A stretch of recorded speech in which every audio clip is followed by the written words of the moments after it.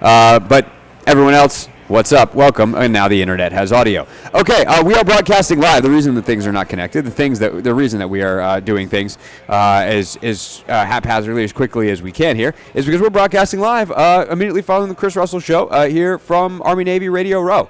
Very, very cool to be out here at the National Women's Memorial at Arlington National Cemetery. And it is just a really cool, like just walking down the row, seeing all these familiar faces, seeing folks from doing radio around the country, seeing some folks that you notice from television, including Brian Jones, who's going to join us coming up at 5:45. Big one for us today on the interview front. Zach Leonsis is roaming around. Of course, the president under his dad, who is the chairman of Monumental Sports and Entertainment. So we will talk to Zach coming up at 5 o'clock about a whole bunch of different stuff. Wizards, a bunch of DC adjacent things, and obviously, hey, you guys want to buy a baseball team. You see that Soto contract? You still want to buy a baseball team? Holy cow. But Anthony, we're starting, as you would imagine, we are starting with the news of the day, which somehow is, again, that the Commanders have signed another kicker. This is their seventh one on the season. The seventh. Yes, I said it. Seventh kicker. Obviously, they've had some that they've had to replace because of performance. They've had some that they've had to replace because of injury. And I think it's really smart that they signed Greg Joseph, the veteran kicker, who is now on the Commanders' practice squad, because the last time they had a kicker that they signed in terms of, hey, we're going to use this guy just in case, they used Zane Gonzalez. He kicked well. A couple weeks later, Austin Seibert came back. He was banged up during the week. He kicked anyway, and then he did not kick very well and then went on IR on Monday. Well, Zane Gonzalez has been carrying an injury throughout the week, and now all of a sudden they sign another guy, and I would like to think that, one, they're, of course, watching Zane Gonzalez kick in practice, and they can see, hey, he looks normal or he does not in terms of, hey, this is regularly how Zane kicks. He's getting the distance. He's able to plant without any issues, because I believe it's on his non-kicking foot that there is the issue, and whatever else. But also, they have got to be scarred from playing an injured kicker and having it cost them a couple of weeks ago. So Dan Quinn today addressed the kicker situation. Anthony, yay or nay on that being ready yet? Thumbs up, thumbs down? Thumbs up. Hey, look, Anthony Haney, professional producer. Here was DQ earlier today on the kicking situation, why they brought Greg Joseph in, and kind of where things stand as we head into the weekend with yet another kicking question in Washington. So Zane first appeared for us on the injury report on Wednesday. So we reached out to Greg and that we're going to bring him in Thursday to work him out and kind of take a look to make sure everything was good then. And so we'll evaluate all that tonight and tomorrow, but that's the purpose behind it. And Zane was able to do fully everything yesterday, but we just wanted to make sure, as protect the team, rule number one, as much as you can. So that was the purpose behind it. So that is the kicking situation. Zane Gonzalez banged up, but doing everything that he's supposed to. I mean, look, I don't know how you'd have a limited practice for a kicker. He kind of kicks or he doesn't, unless he leaves halfway through because he gets hurt in practice. So we're talking about a guy who went through everything he needed to do. The question is, how did he perform? And so if he performed well, then I'd imagine he'll kick on Sunday. And if he kicks poorly on Sunday, he'll probably get cut, and they'll elevate Greg Joseph because that would be 2 games in a row where Zane Gonzalez did not kick well. I think the good news for the Commanders going into it, at least conceptually, is they should win by more than a kick. If not, they have much larger problems because the Saints are not very good. And so if the kicking is an issue again, hopefully it is much like the Tennessee game where it is an issue in a blowout win, and then you can make another change, and now Greg Joseph is in your building, and he's been in your building for a week, and whatever strategy goes into kicking in terms of knowing the kick coverages and all that kind of stuff, great. He's also just been with your team, and he's more comfortable, great.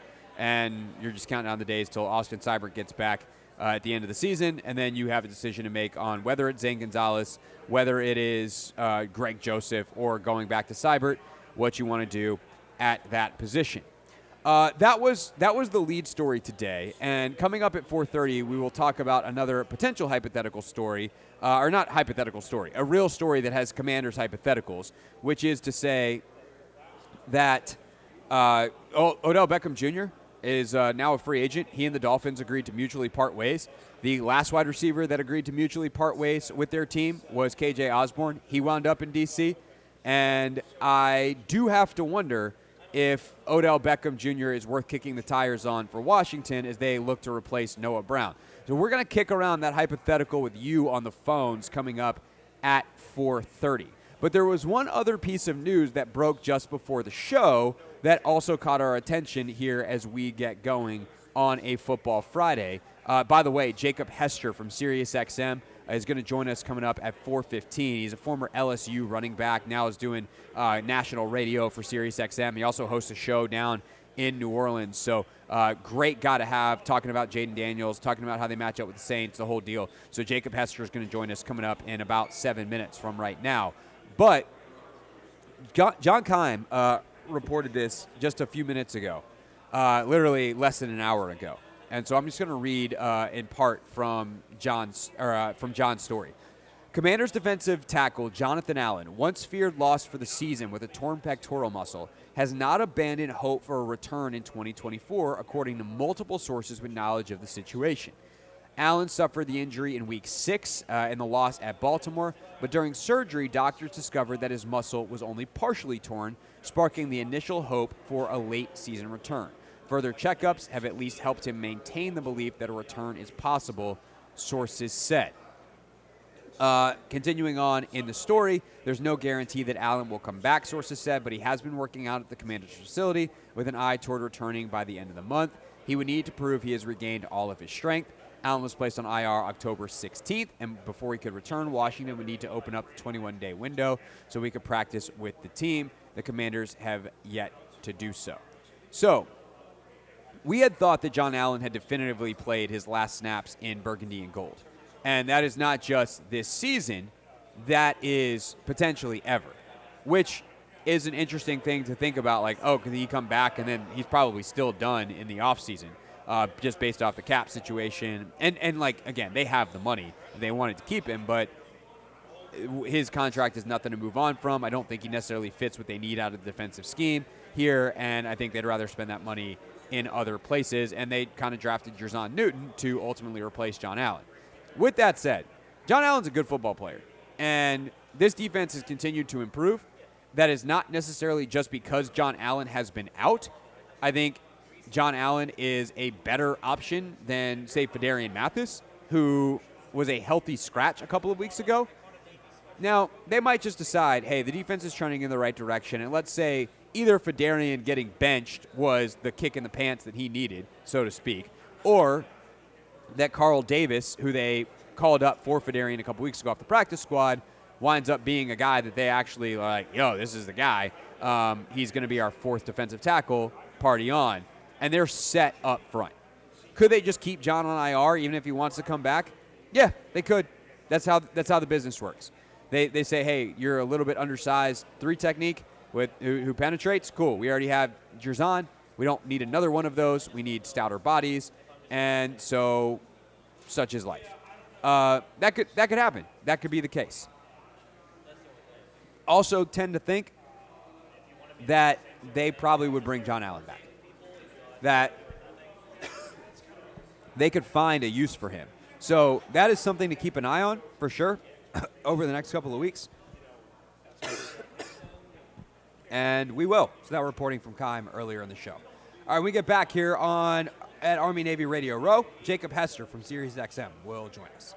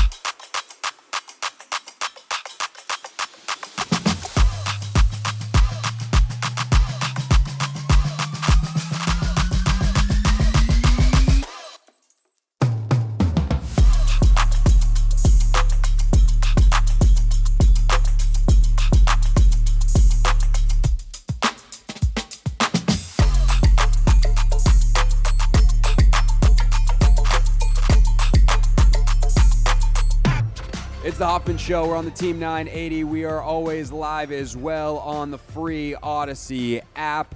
We are live from Radio Row, Army-Navy Radio Row at Arlington National Cemetery at the Women's Memorial. Very, very cool to be out here today. So Jacob Hester, I actually talked to him a little bit ago out here at Radio Row. So that interview in just a moment, but I did want to pass on some breaking news first because we just got the injury report for the weekend. And Deron Payne is on it. Did not practice today with a back injury, so something to monitor. He's officially listed as questionable. We will react more to that at 4:30, as well as taking some of your calls on whether the Commanders should pursue Odell Beckham Jr., who has just parted ways with the Miami Dolphins as they continue to kick around ideas for their receiver room. So that's at 4:30. Right now, though, here was my chat earlier today with former LSU running back, SiriusXM host, Jacob Hester. Joining us here on Radio Row, it's Jacob Hester, former LSU running back, doing media now, SiriusXM, yeah? Yeah, SiriusXM. I actually do 6 hours a day, local show in Louisiana, and then 3 hours in the afternoon on Please tell me you have co-hosts for that. Yes. Okay. Yes. Because as someone who does 3 hours solo every day, the idea of doing 6, that's a no-fly zone. Oh, yeah. Like when I go solo, like when somebody's on vacation, I'm like, this is good for like 2 days. Yeah. I don't know that I want to do it like 5 days a week. No, you do. Yeah. Trust me, you don't. You so, don't. So during the Super Bowl, I host Super Bowl radio for SiriusXM. Yeah. That is 3 hours solo for like the full week. I'm like, this is the maximum that I can do. You guys have such a good setup. Like this setup here, we're at Army-Navy Radio Row for those just tuning in. So the setup here is fantastic. They're doing a great job. Everyone with USA, everyone with Army-Navy, everyone's right. What you guys have every year, SiriusXM, Super Bowl Radio Row, as someone who's been to a couple of those myself, like, you're not really doing solo radio, man. That's like, fair. We have a lot of guests. You guys have the car wash. You guys have the big true. setup. It's a little different than locked in a radio studio by yourself. Yeah, that is fair because you got to get like the thing about doing solo, and you know this. I'm talking to you. Yeah, is like you have to create your own energy too. You're right. So like having people come through, yes, that is much better than sitting there and answering your own questions. Yes, because when you do solo, that's what you do. You ask it and then you answer it. Right. No, you get it. You get it. All right. So let's dive in. For those who don't know, Jacob, running back at LSU back in the day, played in the NFL, now doing the media thing. So you obviously doing the local stuff in Louisiana and being an alum, like. You saw Jaden Daniels before. We saw Jaden Daniels. Right. When was the first time you saw Jaden Daniels? We're like, dang, this kid's different. I mean, really, from the first game he played against Florida State. I mean, they didn't have a lot of success that day, and the success that they did have, it was all Jaden, just like creating on his own. He was great his first year. I know a lot of people like look at that year like he was okay. No, he was great. Like that offense had deficiencies, and he cleaned a lot of that up. And then obviously his second year, one of the best seasons we've ever seen from a college quarterback, but he got much better. Like as good as he was his first year, like he worked hard to be even better his second year, and his processing went up, and like the work that he put in with the VR system at LSU, like he was in the building before anybody. And a lot of people say that, but they're lying. He wasn't lying. Like he was there all the time, and so he already had the talent, but he worked hard to make himself the player that he is right now. What was something that was different about that? Or maybe, I don't know if there's any like Burrow, good analogies. And it was funny because during the draft process, I would push back when people were like, oh, it could be like Burrow. And I'm like, look, Joe threw 60 and 6. Jaden was incredible. It was 40 and 4 and like 1,000 yards rushing the whole deal. Like Joe's just a different level of processor, and like the way Jaden goes about his business can definitely be effective, but it's different. But you were there. Was there something about the way that Joe went about his business behind the scenes, even if they're different quarterbacks, that you saw Jaden doing? You're like, oh, that might be something. Well, I think, he was a pro like his last year at LSU. Yeah. He had a pro mindset. And, for the most part, he's done with school already. He's taken just the bare minimum of classes to be eligible. And so he was really a pro, and that's what he was. And so he was at the facility like we were when we were in the NFL, right? It's not like, because typically in college, you got 20-hour rules. 20-hour rules. Yeah. And you're there when you have to be there. And maybe you try to do a little something, but you got so much other stuff to do that you can't really get it done like you can the professional level. But he could because of his schedule, because he had already graduated. And he treated it, I think, like a rookie year in the NFL. And, you talk about processing. And I know Joe's like elite. Jaden's processing is the thing that he does as well as anybody, but doesn't get talked about enough. No, like I agree. His processing is elite. Like I've been around. Look, I played with Peyton Manning. I played with Phillip Rivers. I played with some Matt Flynn in college. I played with some really good quarterbacks. He's got elite processing, and I think that's why he's having so much success his rookie year. So for me in the draft process, watching him, I was like, this is what I remember the first time I watched, just like the every snap cut up TV. It's all TV copy at that point because it's early in the process. The all 22 hasn't leaked to YouTube, but unfortunately, like that's how you got to do it. Yeah. But like watching the TV cut up of every throw, I'm like, that's what it's supposed to look like. Yeah. But he's also got these 2 first-round receivers on the outside. Like, how much is there to process? Oh, look, Malik Neighbors is open again. Like, I could do that processing. Yeah. The throw, we'll leave that to Jaden. Yeah. But like, that's not that hard. Was there something that you saw at LSU that gave you confidence that it would translate, knowing that, like, okay, the test was a lot easier in college than it's going to be in the pros? Because watching him, by like week 3, I was like, oh man, it translated. Like this kid's going to be something. Was there something you saw earlier at LSU that gave you the confidence that it would? Really, you just go back and so you watch the all 22, or I like watching the end zone copy. That's my favorite way to watch football, and so I had access to that at LSU. And you'll go back and you'll see the coverages. Okay, well, I mean, it's quarters here, he's making the right read. It's quarter halves here, he's making the right read. Right. He consistently made the right read. So sure, Malik Neighbors and Brian Thomas, who are 1 and 2 in rookies, I think, like in receiving yards or something like that for receivers. I know Brian Bowers is there. So, yeah, they're special, and they were open, but also he made the right decision. Right. If that makes sense. He picked the right open. Yeah, one. yes. So he knew where to go with the football. Yeah, 100%. Like, you can watch it, and sure, the separation might be greater because those guys were so good than it would be with others, but he put the ball where it had to be and in the right spot off the right coverage. And so, like, that went a long way with me.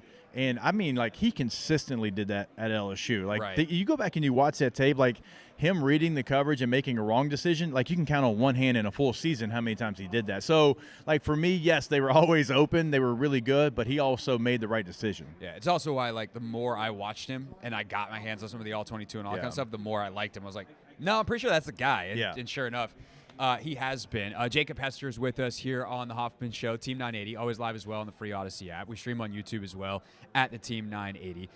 Jacob, again, if you don't know, played running back in the league. Specifically, you were a fullback. Yeah. So the cockles of your physical running game heart must really light up when you watch the Commanders and you watch Brian Robinson.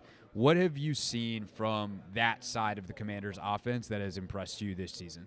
Really, like, so everybody talked about Caleb Williams and his weapons with the Bears. And I remember in the process being like, okay, I think Jaden's going to go 2. I don't think he's going to go 1. The weapons there are pretty damn good. Like, when you start looking at who they had at receiver, Ertz, I still think he had something left. It's a good veteran presence to have there. But having B-Rob and having Eckler in the backfield, like, that was like the best of both worlds because Austin Eckler is going to be able to pass protect, catch the football, make those kind of plays. And then B-Rob can just worry about going downhill. Yeah. And just being a guy that is the physical runner, kind of leans on you, imposes his will on you. So really, when you look at the makeup of the offense, it's really kind of been a perfect storm of hitting and checking every single box. And I wish he wouldn't have got hurt, in the middle portion of the year. But, if he – I think we saw that decline. Like, it did. And Eckler tried to do his best. At this point in his career, Austin Eckler's not a 3-down back. He can give you a lot of value. And unfortunately, he's gone through his injuries as well. Right. But I think you saw, like, okay, you don't want to have to use him on all 3 downs. But when they're healthy, I mean, they can really stress out a defense because, like, what do you stop? What do you take away? And then there's the added, if we have it all taken away, Jaden can pull it down and run for 60 yards. Right. So I really like the makeup and the DNA of the offense when they are fully healthy. And it's why, like, if they get into the postseason, they're going to be that team that nobody's going to want to play. Yeah, no doubt about it. Just the ability – I think that's the thing with Jaden, too, is, like, the ability to turn nothing into something. Yeah. These dead plays that should be -5, and it's like, oh, cool, it was +10. That's going to help your offense. Makes Cliff Kingsbury look like a genius. Speaking of Cliff, you told me right before you sat down here, you have a Cliff story. Yeah, I do. Okay, so, like, I never played for Cliff or whatever, but on my visit to Texas Tech, my 2 hosts, every time you go on an official visit, you have a host, you have 2 hosts sometimes in different places. They were Cliff Kingsbury and Wes Welker. Oh, that was my 2 hosts. And the night that I went is a night they upset, like, top 5 Texas when Chris Sims. Crabtree game? No. Before then. I'm old. Okay. It was even before then. Chris Sims was the quarterback for Texas. Oh, wow. Okay. Texas was top 5. Texas Tech beats them in Lubbock. Celebrations were had. I'll leave it at that. But, dude, are you kidding me? I'm a high school kid, and my hosts are Cliff Kingsbury, the quarterback, and Wes Welker, the star receiver. We had a night in Lubbock. It was fun. I imagine. Mike Leach wanted me to play inside receiver, so I didn't end up a Red Raider. But the official visit was well worth the trip out to West Texas. Look, things have worked out well for you. But did you ever think about what it would have been like to be a receiver for the Pirate? Oh yeah, Like how for much sure. how much time have you spent on that in your life? Because so the high school I went to, Evangel Christian, we were 5Y before anybody was 5Y, and we had quarterbacks that signed with everybody, and so I played a lot of inside receiver in high school, and I'm like, yeah, maybe just maybe I could have been something there, but I was not near as quick as Wes Welker, so probably would have ended there in Lubbock. How did you wind up switching to fullback then? LSU's like, so I kind of played a little bit of running back too, and LSU's like, hey, we have Joe Adai's the first-round pick. He's our running back. Would you be interested in playing fullback? I'm like, look, I'll do whatever I got to do to get on the field. So I got to LSU at 205 in June. By August 30th that year, I was 235. And so they put 30 was pounds it just like on me. a bunch of gumbo, or Just eating all the food. Like whatever it was, eating all of it. Yeah. Because it wasn't like it is now where they know everything. It was like, hey, go eat some Bluebell ice cream and eat some etouffee and gumbo and just gain 30 pounds. And that's a dream, man. Yeah. Oh, it was great. Like that's got because obviously the Commanders are in New Orleans this weekend, and look, being here at Army Navy Radio Row is great.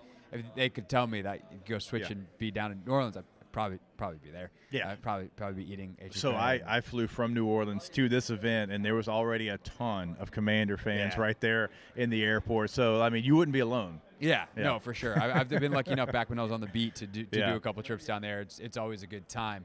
Last but not least, with Jacob Hester here, let's talk a little college ball as well. That's your day job now. Year one of the college football playoff with the 12 teams. How do you think it, like, there's obviously some controversy of who's in, who's out. That's going to, if there were 64 teams, like, I don't know, the basketball tournament. Yeah, the 65th is always, or now it's the 69th because it's 68 teams. Yeah.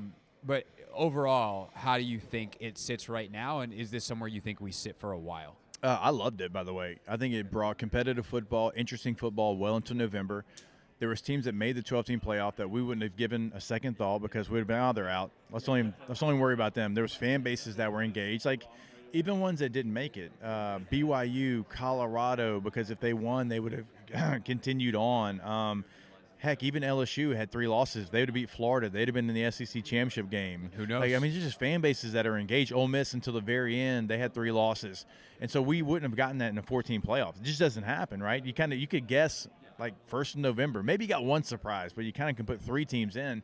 So with 12-team playoff, it's a lot of unknown, which is great, I think. Yeah. And I want to live here for a little bit. Let's get comfortable here. Let's see what it looks like before we move on to 14, 16. We saw the 14 playoff. We realized, okay, we want more. We gave that a decade or whatever we gave it, and then we, pivoted off that. Let's stay here for a little bit. Yeah. Let's see what it looks like, because I think it really heightened the regular season. A lot of people were worried it was going to devalue it. I think it did the complete opposite.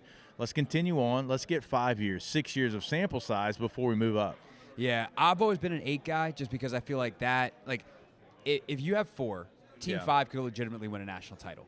And that's a team that shouldn't be left out of the playoffs. Right. At 12, you're obviously not having that problem with Team 13, theoretically. Who knows? We could see someone make a run. That's good. But the magic of college football is that these games are so important, that a game in October could kind of knock you out. You didn't feel like, because of the engagement, that trade-off of the October game that's worth everything versus more fan bases in at the end, you thought that trade was worth it? I did. And I was with you. I was 8 at first. Yeah. But we watched the Big 12 championship game. Winners in, loser goes to a random bowl. Yeah. We saw the Mountain West game. Winners in, loser goes to some random bowl. I love that. Yeah. I thought that was high stakes. Yeah. Clemson, you win, you're in. You lose, you're going to the Gator Bowl.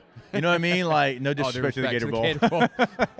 Dude, you have to call them out like that. I mean, I'll do respect. I mean, I think hey. Clemson ends up in the Gator Bowl a lot. Yeah. I don't even know if it's called the Gator Bowl anymore. I don't know. Maybe not. I don't know. But you know what I'm saying? Like, that's high stakes. Yeah. And SMU, like, you felt like you probably had to win. When you lost, you had to sweat it out. Like, that was awesome. Yeah. I loved watching that. I mean, it really felt like the first round of the playoff for all of those teams involved, That's a great way to put it. And so I enjoyed watching those conference championship games. Now, like with Georgia and Texas, you lost a little bit of that because both teams knew they were in. Right. But I think more times than not, you'll get a situation where you'll have a little bit more pressure. Got it.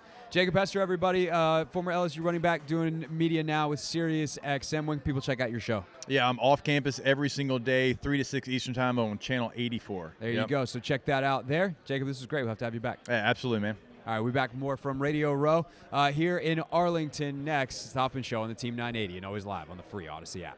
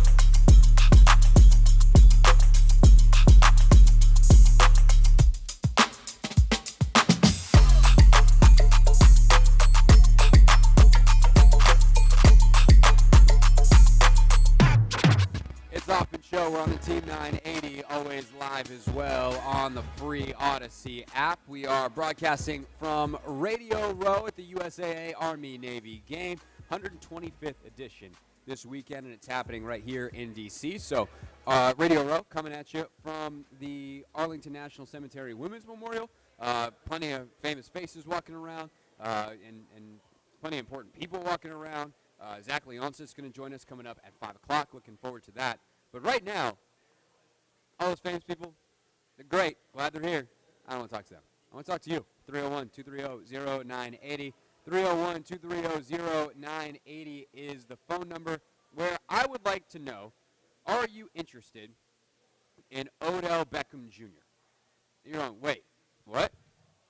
Am I interested? Like, for who? Isn't he on the Dolphins? Nope, not as of this morning. Nope, he and the Dolphins agreed to mutually part ways. Apparently, the relationship is all good between OBJ and Mike McDaniel, but for whatever reason, they just decided it's not exactly what we want. I imagine part of it is, hey, man, I joined this team thinking I could be the last piece to push us into the playoffs and win a championship, and I'm kind of ring chasing at this point in my career. I'm playing for championships, and we're probably not making the playoffs. I'd imagine that's part of the calculation for OBJ. Well, if only there was a playoff team that desperately need. The Washington Commanders have an 86 or 83, whatever. It's all math that fluctuates. 80+% according to all of the different ones. Chance of making the playoffs, and thanks to the Noah Brown injury, even though they brought in KJ Osborne, they could use a receiver. And I would guess most people's initial reaction is, no thanks, he's not our type of guy. Because I think a lot of people think of Odell Beckham Jr. as the, I'm just going to use the phrase, prima donna that he appeared to be with the New York Giants. I don't know that's who Odell Beckham Jr. is. I think Odell is a bit of an enigma based off of how he's handled kind of his outward persona over the years. I remember reading a really interesting ESPN the Magazine feature back. Does ESPN the Magazine still exist? Anyway, back when it definitely existed and there was definitely a print edition, I remember reading a feature on him where he agreed basically to let the feature writer follow him around and do the story, but he wasn't going to talk to the writer for the story. And so he was basically like, yeah, you can do all the things you usually do, but all you get to do is observe. I'm not interested in talking. He is enigmatic. That's fine. He's also, I think, really liked by teammates multiple places. The Ravens don't bring you in to their building if you're a fool, if you're selfish, if you're any of those things. The Ravens signed him for a lot of money last year. When he won the Super Bowl with the Rams, like, the reviews on him as a dude and his competitiveness level, what he brought to the room, what he brought to the offense, what he brought to the team, extraordinarily high. And I even think that some of the immaturity earlier in his career, the fight with the fight with the kicking net and all that kind of stuff, like, that came from a desire of wanting to win and be more involved, not for statistics, but because he's like, man, he's tough, and I need the ball because I'm good, and if I get the ball more, we'll suck less. Like, I think there's a lot of wide receivers that happens too, where they get painted as divas or whatever, and it really does come from the competitiveness of like, hey, this is how I know. Now, how you channel that and the effect it has on others, pretty important. With Odell Beckham Jr. with A-plus job slap, doing sideline outbursts and getting in the fight with net and teammates and whatever. All right.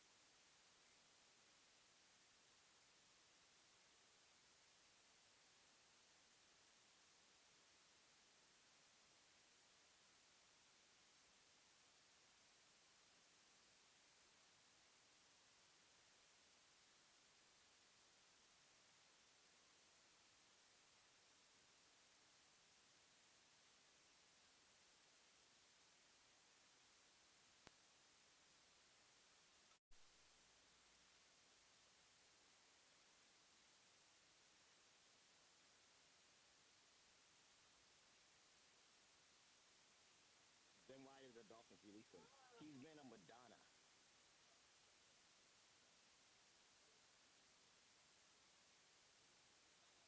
Prima donna, Madonna, you know what I mean.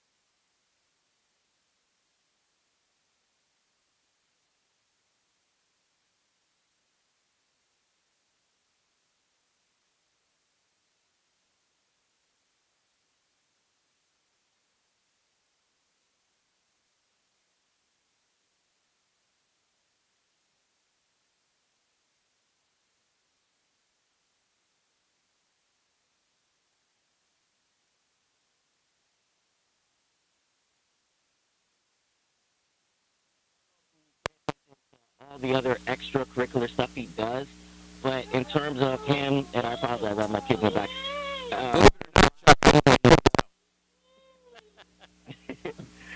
Yeah, the fact of the matter is he's a good player. I think that he will add value to the team. I don't think he would be needed at this stage is what essentially I'm getting at. We do have our guys, and I don't think he's the best addition right now. Okay, all right. Thanks, Chuck, for the call. I look again. I don't know that he would be the best addition. I don't know that he is 100% the right guy. But like, I think it's worth kicking the tires on, and that's kind of the point, right? The point is that he is a guy who has played outside in the NFL. He understands what it takes to win. Not just like understand what it takes to win in a macro sense. He understands what it takes to win in a like. I have to get 7 yards here on 3rd and 8 or 3rd and 6, and I know how to win this route. I know how to manipulate the corner. I've been playing in this league a long time. I know how to do that.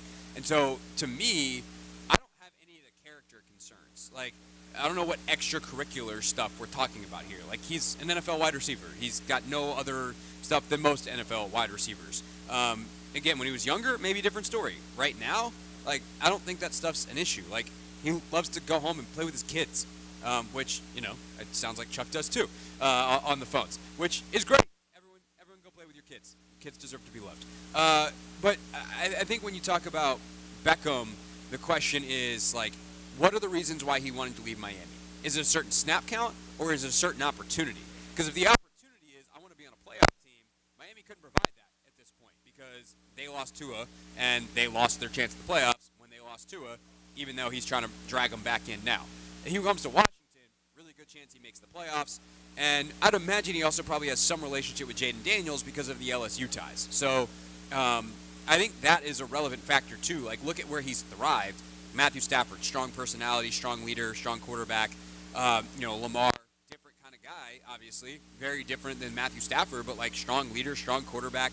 And I think Odell responded really well with that. Like, he fit into the culture.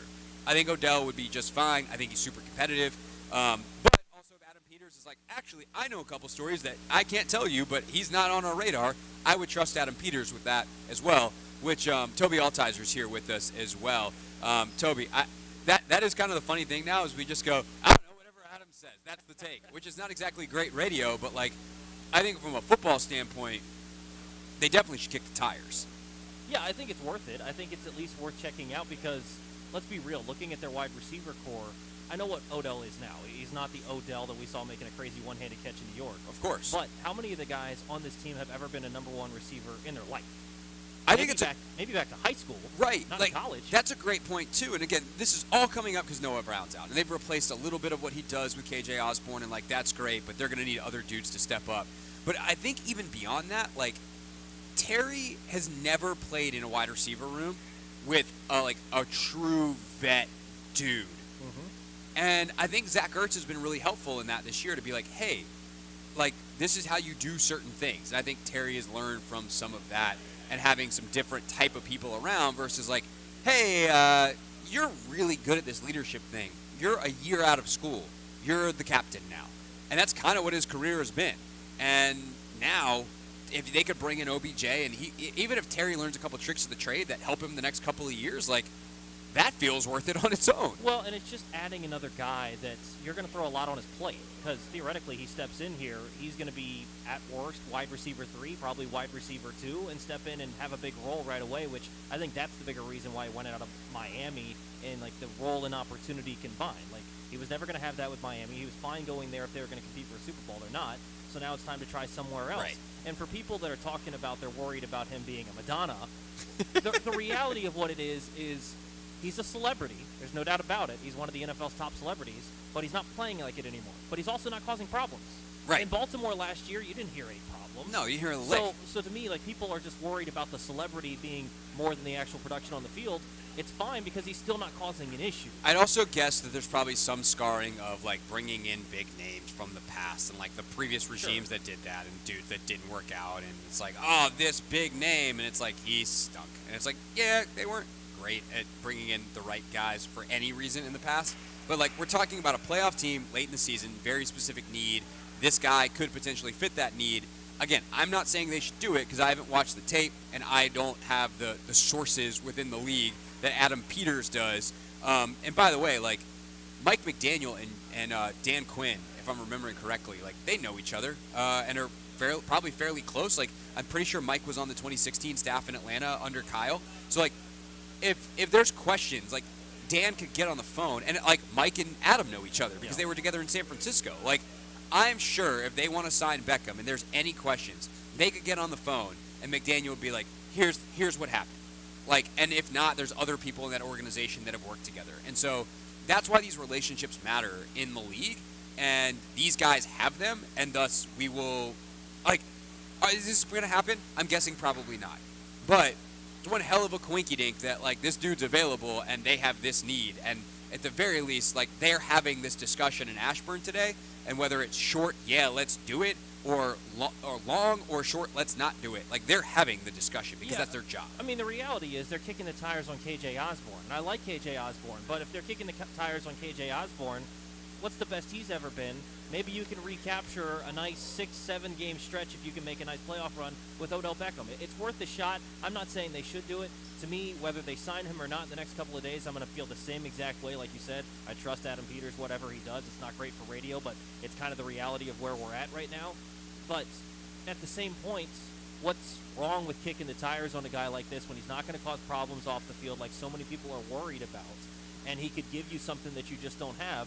At the same point, it's also not like you're signing Odell Beckham from a decade ago or however long ago. Of course. So it's not like it's if they win, they get him somehow, they're suddenly a Super Bowl contender that they weren't before. So it's kind of like right down the middle. If you want him and you feel like he can help your receiving core, go do it. If you say, we're good, I think that makes sense as well. Yeah, especially once you sign Osborne, like, very, very different players. Osborne can do a lot of blocking stuff, a lot of, like, just super reliable. You know, if he's your third wide receiver and everyone else is covered, like, he's probably going to wind up being in the right spot. But the dynamic nature of what Beckham might be able to bring, even if it's in very, very small flashes compared to what he used to be, I think that's worth potentially kicking around because it's an element they just frankly don't have on this offense. Toby's be hanging out with us throughout the rest of the day in between doing updates over on the Fan. Great to have him on set here with us. And although we are going to need Toby to get up. One, you have to go do an update in like 3 minutes. Yep. Two, I need Zach Leonsis to be able to sit down in your chair. The president of Monumental Sports, under his dad, of course, the chairman, Ted Leonsis, who we had on the show about a month ago. Zach joins us next on the Hoffman Show. Team 980, always live as well on the free Odyssey app.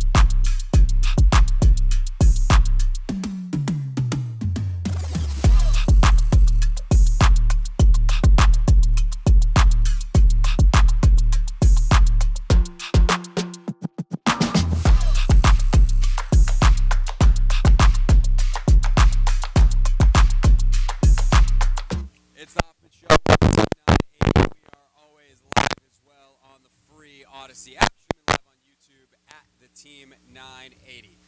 Very, very, very pleased to be broadcasting live from the 125th Army-Navy game presented by USAA, and we're on Radio Row at Arlington National Cemetery at the National Women's Memorial, and sitting across from me is Zach Leonsis, the president of Media and New Enterprises at Monumental Sports Entertainment. Zach, great to have you, man. Great to see you. Thanks for having me. So I want to start off by asking you just what I hope is an incredibly human question, Okay. which is the Wizards are embarking on this gigantic rebuild. You are, what, about 35? You and I, 36, so we're relatively close to the same age. Yep. And your dad bought the team when you would have been, what, in your teens? He bought the Wizards in 2010. So somewhere around there? Yeah. And you grew up here, so you're a huge fan of this team. Yeah. And I talked to your dad at the Harry Benson Gallery opening. I forgot about that. It was fun. Yeah, Great passion project. really, really cool thing that he was doing. And, I was like, what you guys are doing now with the team is smart. It's how you have to build in the NBA. But you live it every day. And you're a huge fan. You've grown up around the team, grown up. So just, I want to ask you basically the same question on the business side in a second. But on a purely human level, how have you coped with this? Knowing it's the right thing to do. I'm not being critical of that. But, knowing it's the right thing to do, but being like, man, this is a lot of losing. This is really hard. We knew it was going to be hard, but dealing with the realities of how hard it is. I appreciate that question. I appreciate you framing it like that. I think I'm old enough and I've experienced enough to understand that there are different cycles, and that these are moments in time. You have to have the financial wherewithal, the mental and emotional wherewithal, the self-awareness and the awareness of the fan base of what you can do. And I think that people, and us included, we're all ready for a change. We're not interested in just barely getting into the playoffs. We're interested in trying to build a championship caliber team. That's why we're here. That's the goal. And so, it's not going to reflect in our wins and losses this year, but I am genuine when I say that I think we're actually doing a lot of productive things in this season. This will not be a wasted season by any means at all. We had a great draft last year. 3 first-round picks. Bilal in the year before that was a fabulous pickup. All those guys are getting a ton of incredible playing time. I remember, when the Capitals were rebuilding back in 2003, 4, 5. It's been a while because that Ovechkin guy turned out all right. He turned out all right, but there was a period of time where Alex was on the team and the Capitals weren't making the playoffs. Right. And we were supplementing these young, budding stars with some older veterans who were teaching them the way of how to be a professional, how to show up every day, how to take care of your body, how to practice. And then you started to see some of the younger guys take steps forward. And that created an amazing emotional buy-in of, oh my gosh, I've watched this guy since he was a kid all the way to becoming an all-star. It makes that journey so much more meaningful and valuable, and good things come to those who wait. Or certainly they should. And, Wizards fans clearly deserve a winner. We have not won enough games. And so we want to do something radical and different to change that. And that's what we're doing. That is the goal with this. I'm curious and I don't know how much you'll be able to answer this, but this might be a better question for your dad. But you're obviously in there every day as well. So was there a point? You said something that triggered this question, right? We're not trying to just make the playoffs. We are trying to build a championship team. And I think, of course, owners are always thinking that way. We want to win a championship. But then you get to a point where you really understand, that is a different endeavor than just, kind of being good in the NBA.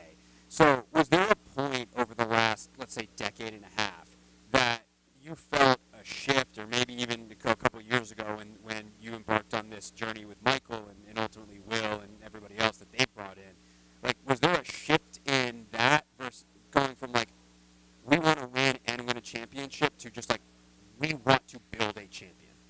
I don't think there's been as big of a shift as maybe some people surmise.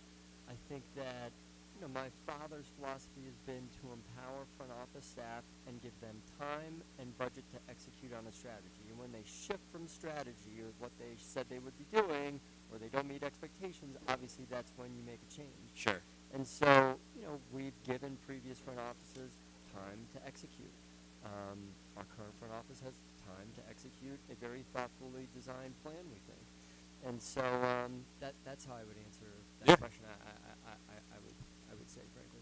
No, I think that totally makes sense. Zach Leonsis, again, the president of Media and New Enterprises, with us here on the Hoffman Show. So I'm going to ask you a different version of the first question now, because Monumental Sports Network is kind of like that is your baby, Yep. as much as any of the other many, many projects that you have your hands in Thanks. at Monumental. So knowing that this is kind of like this is the status quo right now for the Wizards, you're in the deconstruction phase. I actually said this the other day on the show. I was like, you don't drive past a construction site when they're taking down the building and be like, that new building is hideous. Like, you have to wait for them to actually start building it and then see the building. So, like, knowing you're in this self-described deconstruction phase, how are you guys approaching that at the network, to be honest with fans about what it is and what it's going to be, while also sort of trying to provide whatever your version of the best coverage is?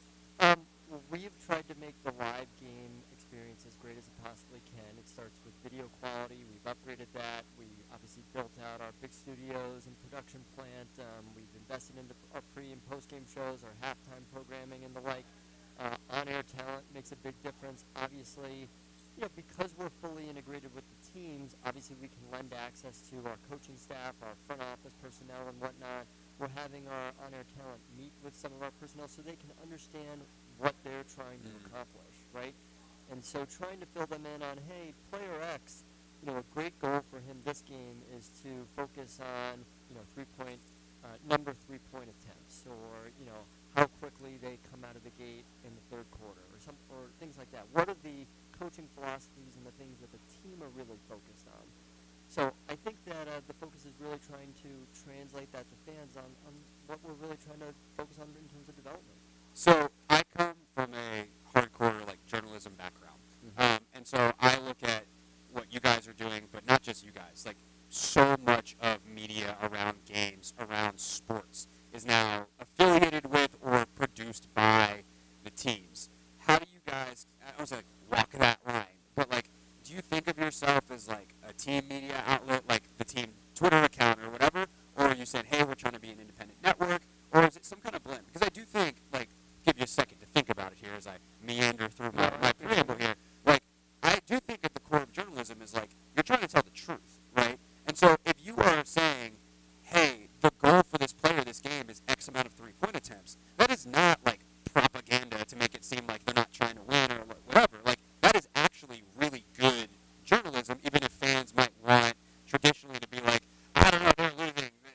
Tell everyone that they're terrible. So how do you think about walking that line and kind of from the literal up here with fingers on the team side of it and on the network side It's of a it? good question. I'll start by saying that I spend 0% of my time on this topic, and I mean that in a genuinely good way. I don't check with our on-air talent. They are integrated with the team. They understand what they're doing. They've been doing this for years. It's not something that worries me. I don't spend much time on this topic, but I totally understand the question. I think it's a totally fair question too. There is precedent for this, obviously. We weren't the first team-owned and operated local sports. Yes, network was an operation for 20 years, owned by the Yankees, You got it. and Exactly. amongst many, many others, which is why I wanted to ask you, because it's a much larger issue that fans are dealing with for every team they watch, basically, not just Monumental. You just happen to run one of the networks, and I'll get to talk to people like Yeah, that. of course. I mean, the live game speaks for itself. The score is the score. I mean, there's no budging that, right? We are not so much in the news-breaking business, Sure. I would say, right? Not many regional sports networks are. Right. And to be frank, if we tried to, I think it would be a damned if you do, damned if you don't probably experience, I think right? that's probably right. And so let's just show the games, and let's do what we do really well, which is provide behind-the-scenes access and really high-quality programs. And that's why we've launched series with Rachel Nichols and Chris Eliza and our magazine shows and Beltway Football with J.P. Finley and Mitch Tischler. And I'm really proud, for example, that we have the Junkies on our air every morning.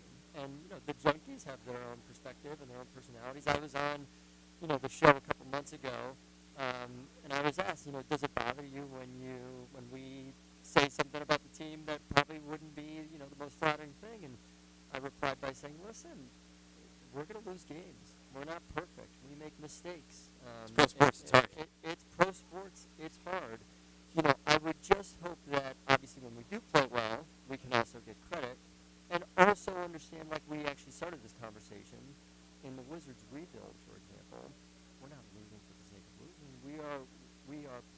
our games for the sake of building a championship contender in the future. And that's hard to communicate. That's hard to understand, in sort of a short-term moment in time. So what I am really proud of is that, in a lot of local network scenarios, they're being stripped of expense. They're cutting back on all their programming. They're running infomercials during the day, and they're barely, finding the budget to travel the on-air talent to go to an away game, for example. We are the exact opposite. We have invested back into our product. And I'm really proud of our live linear experience, the fact that we've gone direct to consumer to make our games more and more accessible. I think we're giving the very best possible product we can in terms of the live game experience. And so hopefully, and I genuinely think our fans are appreciative of that. No, you guys have done that in a way that is very opposite of industry trends, and as someone who would like to see the industry, continue and not die, I for one appreciate it. Zach Leonsis with us here on the Hoffman Show. Thanks so much. I appreciate you having me. Yeah, absolutely. So a couple other topics I wanted to get in with you. If you have something you want to add on the end of that, by all means. I was simply going to say that the live games themselves, they're our premium product, right? It's the network itself is still the number one way that we reach our fans. And if we were not investing in our live games, why would fans tune in? Why would fans tune into something that you're communicating that you're not valuing? Right. So I just think there's a way to be penny wise and pound foolish. We're not going to do that. So a couple other things to get with you here. The Commanders are obviously trying to get back into D.C. You guys have announced that you're staying in D.C. Spirit now playing at Audi Field full time. They're in D.C. So just more and more company within the bounds of the district. What does that do for you guys as the ones that have been here in the actual District of Columbia? I guess we're sitting technically in Virginia right now, but across the bridge in D.C. for the longest. There you go. Listen, I am not privy to the Commanders' plans or the Spirit's plans. You'd have to ask them. But, I mean, you know this, operating in media in our market. People have sometimes had a chip on their shoulders. D.C., a great sports town, right? I always call bogus on that, right? When the Capitals won the Stanley Cup, we had 700,000 people in the National Mall. We won a WNBA championship. The Nationals won the World Series. It was a huge and awesome parade. We're a great sports town. And, if the Commanders moved back to an RFK site, for example, that building would rock. D.C. would love it. It would be great. And so, we've always been believers in a rising tide, lifting all boats. So, we would certainly welcome it.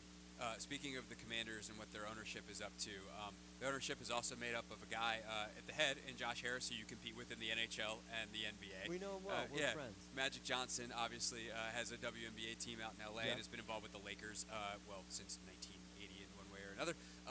What is your relationship like with that ownership group, considering all of the, I don't want to say conflicting interests, like there's combativeness, but conflicting interests that you are competitors in other sports? We're competitors in other sports, but when you're in these leagues, you're partners off the court and off the ice. And so, there's a lot of best practice sharing. We do have different industries of interest and whatnot, different intersects and whatnot. We're friends, though.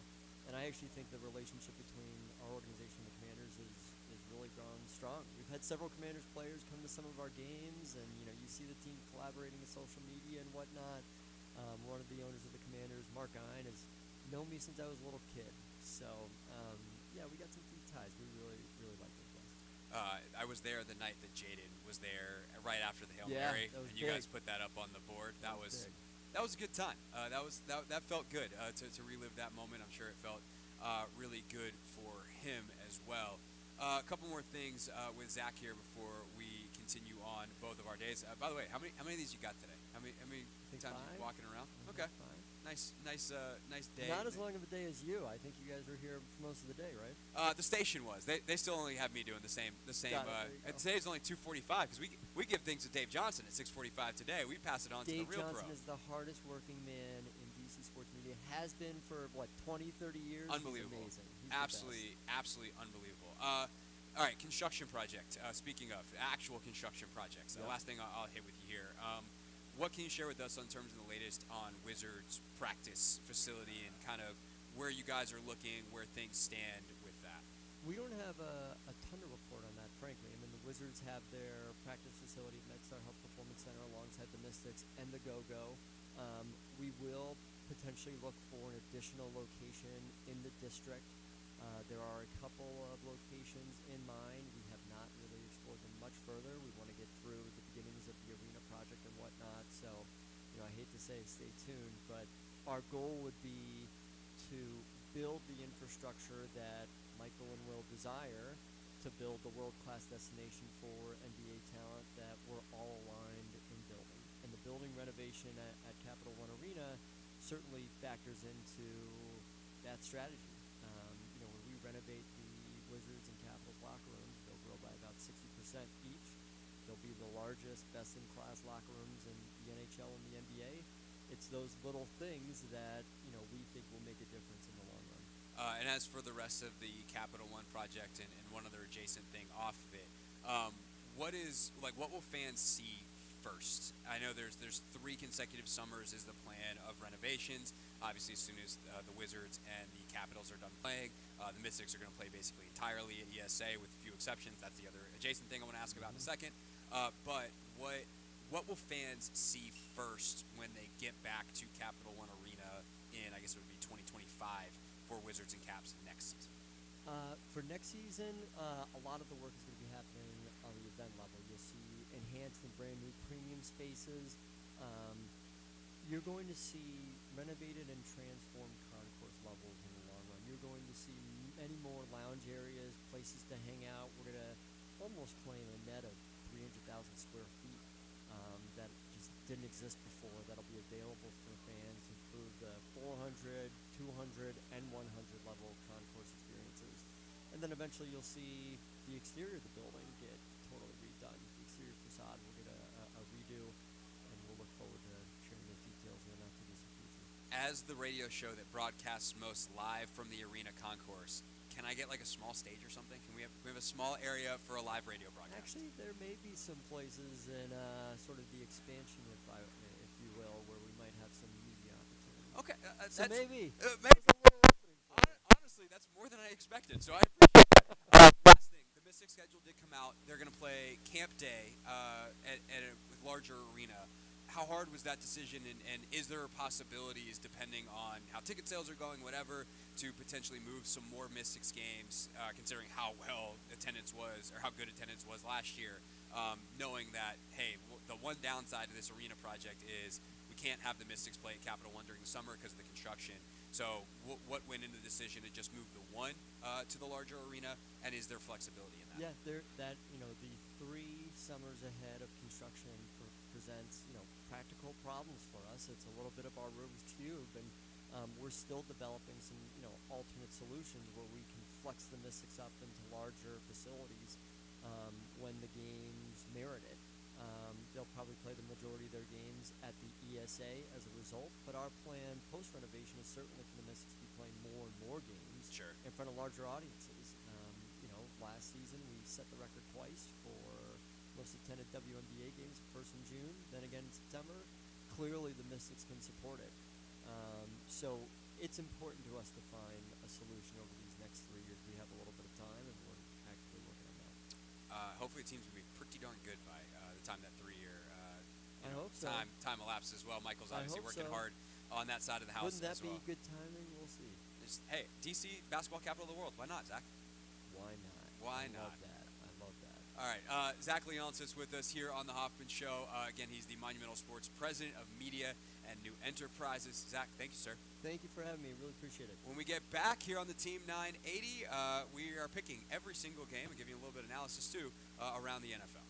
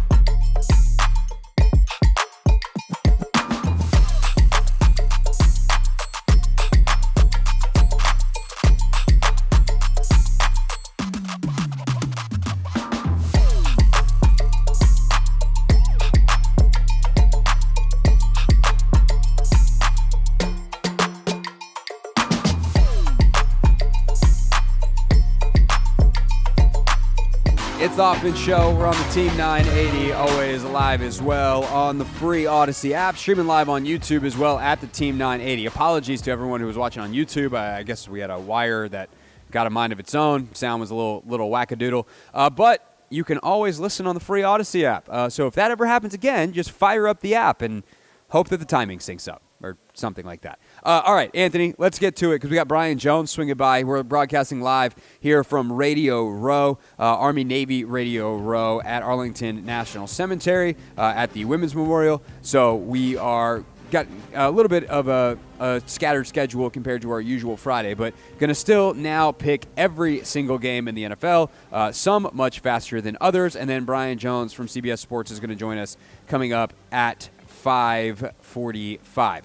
Of course, last night, Anthony, both got that game correct from the picks front. 49ers, yikes. Rams, slightly better than yikes. 12-6 the final there. Chalk one up for the good guys on that. Anthony, what does that put our records at for the season on the picks front?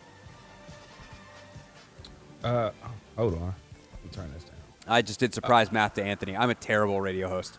What was I doing? Jesus. Talking about including the game from yesterday? Yeah, including the game from yesterday. Where do we sit? Let me see.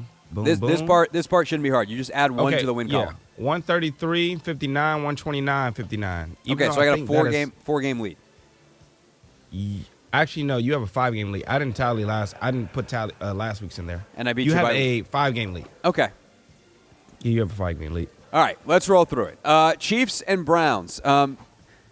The only thing that's interesting about this game is the Chiefs are only 4.5-point favorites because the Browns only lose close games in spectacular fashion, and the Chiefs only win close games in spectacular fashion. I do think this is kind of a watch-out game for the Chiefs because the Browns do play with just a stupid amount of high variance because, like, Jameis is the most high-variance quarterback in the history of the NFL, arguably. And so, like, if he just catches a heater, I guess the Chiefs are going to have to score in a way they haven't scored, but I think all in all, I'm going to take the Chiefs here because they always win and the Browns always lose. Yeah, I'm going to go with the Chiefs. Analysis. I'm going to go with the Chiefs as well. The Browns' defense is still good. So I think that'll keep them in the game, but I want to see the Browns go back to the ground and pound. They don't give Nick Chubb many options. I'm also curious how healthy Nick Chubb is coming off that injury last year. Why play him if he's not healthy? Well, I mean, he's healthy enough to play, but he's not like game-changing Nick Chubb. Their biggest problem is their O-line's not any good anymore. Bill Callahan left, and like their O-line went poopsie. All right, next up, we don't have to talk about this game. We will pick it. And I think as a general rule, Anthony, we're not going to talk about the Titans for the rest of the year. Bengals-Titans. 1, 2, 3. Bengals. Okay. Commanders and Saints we'll pick before the end of the show. Ravens and Giants is the biggest spread in the NFL this year. It will be Tommy DeVito hosting Lamar Jackson. What a sentence. The Ravens are on the road, and they are 16-point favorites. And we pick these games straight up, but I'm telling you right now, if we picked it against the spread, I would pick Baltimore to cover. Ravens. The Giants stink. Yeah, Ravens. I would not be surprised if Malik Neighbors does have a spectacular play, a spectacular catch in this game. The Ravens secondary still What, to get them to the 30-yard line and then not score? Hey, look, possibly, Craig. Hey, look, I think you're behind the script. I think you're part of the NFL script, man. Is that how you're making yourself sleep at night for all the correct picks that I have, where you've lost on Competition Wednesday for many straight weeks? I think so, Craig, to be honest. All right. The Ravens are very like there's been a ton of games this year where there's been double-digit favorites that lose. I'd be stunned if this is one of them. All right. The Panthers are favored for the first time in 2 years as the Cowboys are on the road in Carolina. Are you actually going to pick the 3-10 Panthers over the 5-8 Cowboys, Anthony? Ooh. Because I am. Oh, you're picking the Panthers? Yo, the Cowboys are not good. The Panthers are also not good, but they're like closer to mediocre than the Cowboys are. And especially like God, I feel so bad for Demario Overshown. What a terrible injury for him.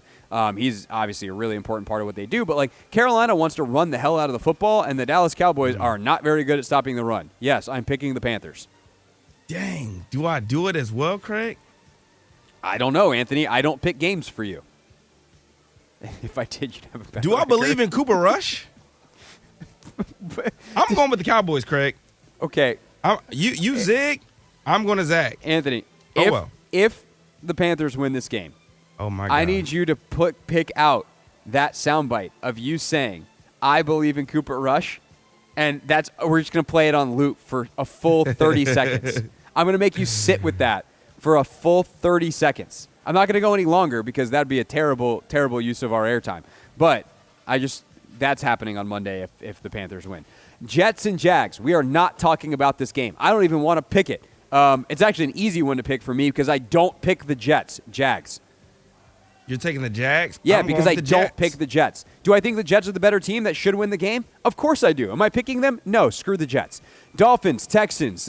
Houston is favored by 3. Of course, the big news out of Miami today is that Odell Beckham Jr. requested his release, and they mutually agreed to part ways. We talked about that, whether the Commanders should pursue Beckham a little bit earlier in the show, if you want to rewind on the Odyssey app. Houston coming off their bye. I think I'm taking Miami here. Ooh, I wrote you down.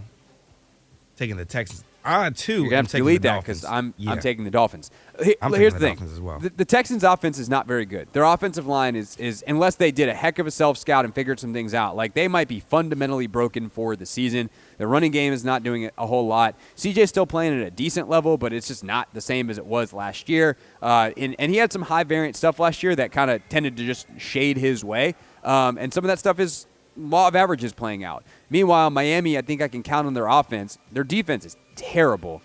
But I just don't know if Houston can score with Miami. But the problem is Houston's defense is good. So I don't even know why I'm taking Miami. Sure, let's keep it moving. We don't have time today. Colts and Broncos. How about that for analysis? Hey, we listen at 5:30 for your in-depth analysis. I don't know. Next game. Colts, Broncos. Denver -4.5 at home. The Broncos, coming off a bye, by the way, are fresh for this game. This is this is how the Colts are. Like, could go either way. If good Anthony Richardson shows up, I think that they can compete. There is also a chance the Broncos win this game by 40 because Richardson throws 2 picks, completes 7 passes, and the Broncos just keep rolling like they did or they were before the bye offensively. The Broncos are 7-0 against teams under 500, Craig. So, and the Colts are under 500. However, this is I needed game for the Colts, especially if they want to keep their playoff hopes alive. I'm picking the Colts to go on the road in the Mile High, pull off the upset. Let's go, baby. Yeah. All right. That's your homerism coming out to play there. Look, I get it. Yeah.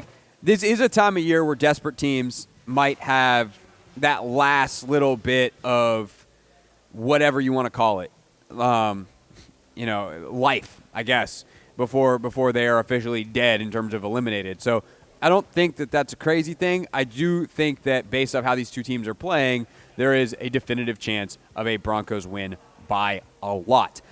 Games of the weekend are in the 4:25 window. You got one on CBS, you got one on Fox, and then there's the poor suckers who get Patriots-Cardinals. We'll talk about that game. Actually, we won't. We'll just pick it in a second. CBS national game. Bills-Lions. Detroit favored by 2.5. They are at home. They are banged up like crazy on defense, which is why, Anthony, despite the fact that I think the Detroit Lions are the best team in football, I am going to take the Buffalo Bills in this game. Oh, you're taking the Bills. Earlier this week, Craig, I said #Go Bills. But guess what, Craig? You're picking the Lions. I'm taking the Lions, man. They're going to keep rolling. Look, taking a team that's 12-1 and 6-1 at home is not exactly a bold pick out of you. And I don't like picking against the Lions because I like the Lions. I like everything about the Lions. I love the way they built their team. I love the way they play. They are physical as all hell. Like I said this, I guess it would have been a week ago after they won the Thursday night game. The fact that Dan Campbell can get in the post-game locker room and say, it doesn't matter who plays for us. and it be true, you want to talk about having an identity as a football team? What? That's insane. But it's true. The problem is it does matter who plays for the other team, and they got Josh Allen, who's playing out of his mind right now. And so I think offensively, like, I don't know, because, like, he's not going to play as well as he did last week because no one's ever done that in NFL history. He's not going for 3 passing, 3 rushing.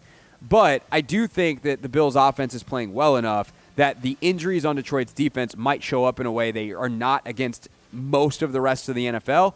And it's indoors, nice weather, like Josh gets to sling it around. Obviously, I have some real questions about the Bills' defense, and there is a chance that Detroit runs all over them, and that's what has me nervous. But I'm going to say Allen pulls it out. If this was a playoff game, if it was the Super Bowl, I'd probably go the other way. But regular season, screw it. Let's take a flyer. Let's take the Bills. It's going to be a shootout, man. I'm going with the Lions. 54.5 is the total, by the way. I don't know that I've seen a number higher than that all season. 54? Yeah, it's what, like a 30-24, 30-25 kind of game? Whew. And that feels low. Like, it's 54.5, and I might take the over. Steelers and Eagles. This game is going to be a bloodbath. Philly is 5.5-point favorites at home in the game that Mike Tomlin has dubbed the Pennsylvania State Championship game. Jalen Hurts and A.J. Brown, are they or aren't they fighting? Defensively, the Eagles are just fighting whoever's across from them. They are nasty. Here's the thing. Here's why I'm taking Philadelphia. The Philadelphia passing game, which, as noted by none other than A.J. Brown, needs improvement. But it thrives against man-to-man coverage. They want to just man you up on the outside and say, A.J. Brown's better than your corner, Devontae Smith is better than your other corner, and we're gonna let Jalen throw these go balls and these hitches, and we're just gonna do that and pull your defense out towards the edges, and then we're gonna run the ball down your throat with Saquon Barkley. And that formula has worked really well this year. The problem for Pittsburgh is they play a bunch of man coverage. Now, the counterpoint to that is there is no team in the NFL that is better against scrambling quarterbacks than Jalen Hurts, and that is the only way that Jalen Hurts has been effective for a month.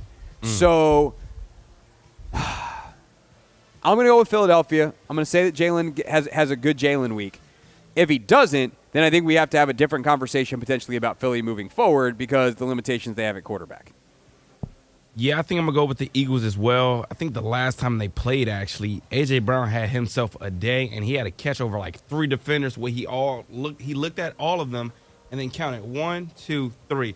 I think this could be a big game for Devontae, though. I think they're going to bracket A.J. Brown, not let him beat him. By the way, watching Hard Knocks, God, Mike Tomlin's such a good coach. I know it's Hard Knocks, and there's only so much you're getting, but like the Hard Knocks version of Mike Tomlin is so much better than the Hard Knocks version of basically every other coach that's been featured over the years. Like comparing that to Eberflus in the preseason, who didn't even make the season in which he was featured in Hard Knocks. Yikes. All right, Patriots, Cardinals. 1, 2, 3. Cardinals. Buccaneers, Chargers. I guess. You know what? Screw it. I'm taking Tampa on the road in an upset. I think Baker's confident enough to just sling it through that Chargers defense.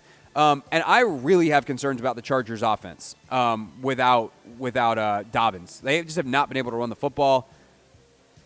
It feels a little silly because it's a wacky high variance team versus the most consistent team in football. And like, we are the Chargers. This is what we do. But I'm gonna take Tampa on a flyer here. Yeah, I don't know if Ladd McConkey's playing either, though. So they didn't have Ladd last week, and then they also didn't have J.K. But they still had the Chiefs dragging his ankle around. Yeah, they're battered and bruised. Ooh, this is a good one. I'm going to agree with you, Craig. I'm going to go with the Bucks here on the road. Oof. Upset. All right. Yeah. Packers, I don't like it, though. Packers Seahawks. Sunday Nighter is a good one. I like Green Bay here. I don't like. I think what Seattle's doing is really impressive. I think the way that they have continued to evolve defensively. McDonald's been able to get his they kind of remade the defense on the fly. Like some of the linebacker substitutions that they've made have really changed. Like Ernest Jones coming in has really changed them. I just think like Green Bay is really talented and really good, and I have faith that on 10 days rest that they're going to be able to go out and do what they need to do in Seattle. Yeah, I think they'll be able to, but at the same token, I don't know. I think I'm going to go with the Packers here. I think they're going to keep rolling. All right, there are 2 Monday Night Football games. You do not need to watch either of them. Bears-Vikings, 1, 2, 3. Vikings. Falcons, Raiders, 1, 2, 3. Falcons. All right, those are our picks for Week 15. When we get back, Brian Jones from CBS Sports joins us live here on set. We're at Army-Navy Radio Row, presented by USAA. It's the Hoffman Show on the Team 980 and always live on the free Odyssey app.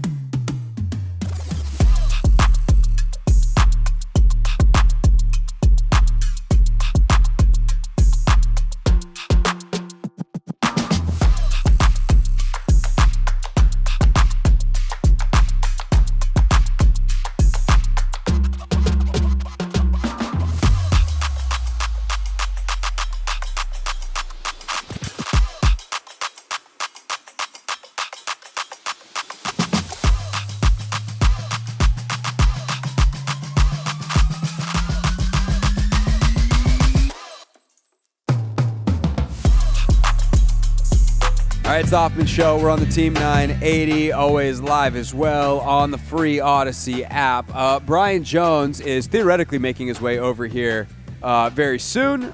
We had great interviews today. Jacob Hester was fantastic in the first hour. Zach Leonsis, who just walked by again, was great with us at 5 o'clock on a bunch of stuff on Monumental Sports Network and the Wizards rebuild and kind of what it's been like to go through that. Brian is our last on-set guest of the day, and he is going to join us, I guess whenever he gets here. It's a technical term in the business. You got these guys running around, and I know he had his show earlier, so appreciate him when he's able to get here. In lieu of Brian, Anthony, I felt really strongly earlier in the week because I felt really smart to remember, think about some of the details of this Pittsburgh-Philadelphia matchup. And when I did the YouTube show with Tony and did our picks earlier in the week, I was like, oh, yeah, this got it. All right, we got Brian coming here.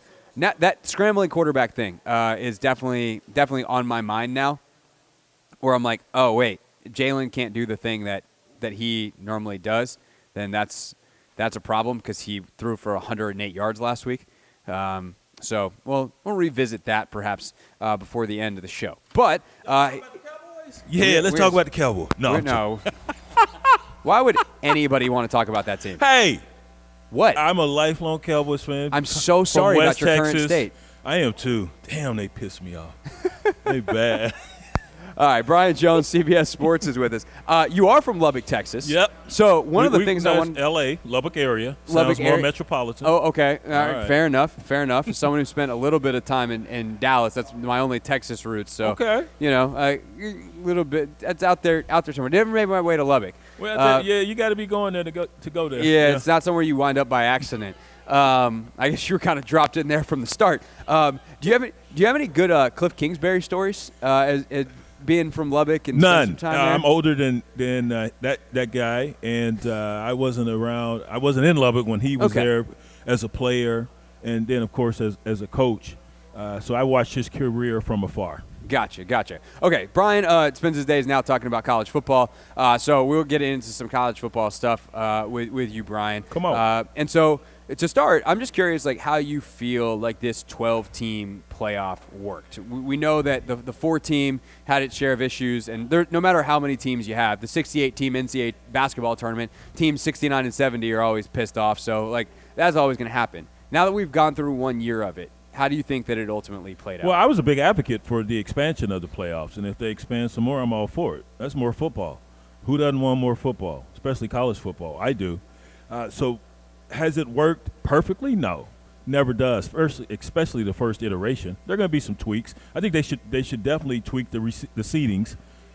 No way Oregon at number 1 should have a harder path than, say, Texas, my alma mater, at 5, or Penn State sitting in the 6 hole. So that they should tweak the seedings. Other than that, I think it's been great. SMU getting in, their 1-loss record was better than Alabama's. If they don't come back or mount a comeback in that game versus Clemson last week, they're probably left out. But they did, and they showed that they could hang. So they get in the dance. I think it's going to be outstanding. I can't wait for it to commence. It's going to be so much fun. And everyone has a flaw. Even Georgia, which is our new daddy down in Austin, now beating us twice. But it's going to be fun. Oregon, we had the Big Ten championship game last week on CBS versus Penn State. All 3 CFP teams they have faced, all 3 of those teams have scored at least 32 points on them.